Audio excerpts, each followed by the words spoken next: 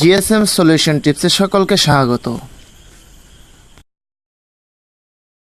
আসসালামু আলাইকুম। Galaxy J5 road করে আনলক করার পরে মোবাইলের স্পিকারে কাজ করে না, স্পিকারে কোনো ধরনের সাউন্ড আসে না, কলে কোনো ধরনের সাউন্ড আসে না। কিন্তু এটা কিভাবে সমস্যার সমাধান করবেন দেখুন ভিডিওটি। স্যামসাং J530 রোড করে আনলক করার পরে সাউন্ড চলে যায় সবারই, কিন্তু এই সমস্যার সমাধান আপনি কিভাবে করবেন দেখুন। আমি ফাইলের লিঙ্কটি ডিসক্রিপশন লিঙ্কে দিয়ে দিচ্ছি, আপনি এখান থেকে ভিজিট করে ডাউনলোড করে নেবেন। ডাউনলোড করে নিয়ে লেটেস্ট ভার্সন দিয়ে যদি ফ্ল্যাশ করেন তাহলে আপনার সমস্যার সমাধান হয়ে যাবে। উইথাউট বক্স, কোনো বক্সের প্রয়োজন নেই। যদি বক্স থাকে তাহলে ভালো, আর যদি না থাকে তাহলেও হবে। আপনি নিজেই নিজের সমস্যার সমাধান করতে পারবেন।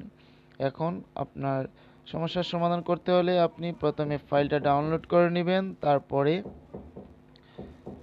অডিন দিয়ে ফ্ল্যাশ করবেন, তাহলে আপনার সমস্যার সমাধান হবে।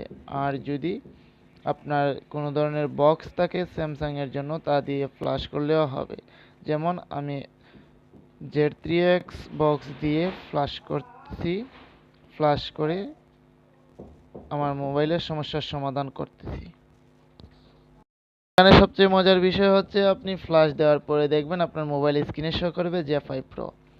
তো এই সেটের মডেল হচ্ছে J530F, কিন্তু ফ্ল্যাশ দেওয়ার আগে দেখায় আপনার মোবাইলের স্ক্রিনে J5। তো আমরা জানি J5 হচ্ছে 2015 মডেলের একটি সেট। আর স্পিকার আনলকের পরে স্পিকারের যে সমস্যাটা হয় সেই সমস্যাটা পুরোপুরি সমাধান হয়ে যায়। এই জন্য আপনি কোনো টেনশন করবেন না। তো বন্ধুরা, সাবস্ক্রাইব করবেন চ্যানেলটি এবং লাইক কমেন্ট শেয়ার করবেন, এবং আরও নতুন নতুন ভিডিও নিয়ে আসবো আমরা।